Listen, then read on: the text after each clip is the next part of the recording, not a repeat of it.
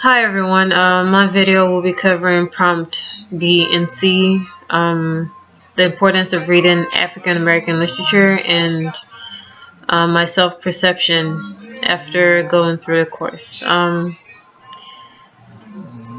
would like to say that, start by saying it is very important to read African American literature. Rather, I would say it is very important to research African American literature. Because to have a place in society, one has to know where they have come from. And for us, as the Africana people, the African people, African American people, we have to go back and understand, study African American literature. Because this is our history. It is the legacy that has been left for us by our forefathers. And to continue with this legacy, we have to understand the basis of where it came from. This is the reason why I say studying African American literature is very important. Secondly, I would also like to say, don't believe everything the media tells you. Now, I'm not saying that the media does not say the truth, but in most cases, they say the half truth. They say what helps them sell their products. Take a look at in the early 19th century, where there were people with a black face coming up on stage claiming that they were representing black people, where in fact they were just representing a certain kind of people. They were representing the drunks, the gamblers, the lowlifes. They were showing black people to be arrogant, ignorant, aggressive people, where in fact that does not define the black race or the black people. We have very smart people in this race. We have very intelligent and articulate people who think before they act and just don't go with whatever comes their way.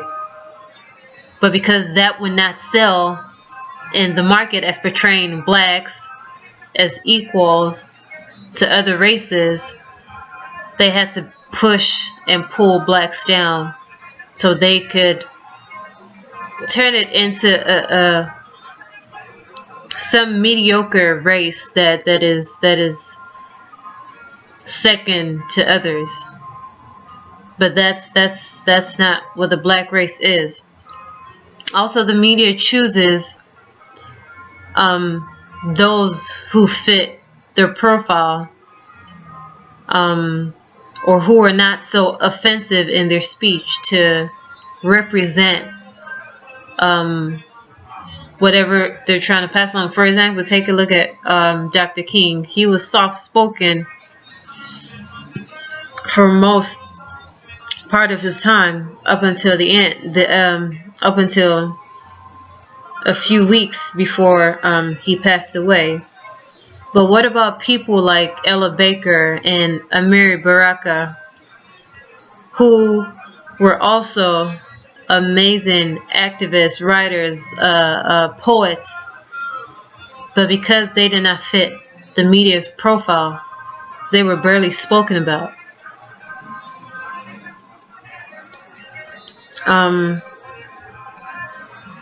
Now, for the things that my perceptions have not really changed, though. When I first signed up for this class, I really just took it that I didn't want to do world literature and have to deal with literature from all over the world, and that was the reason why I chose African American literature. It's not like at first when I took it I wanted to learn really about the African Americans. I just really took it so I wouldn't have to take more lit. But I am pretty glad, I am really glad that I actually chose this class.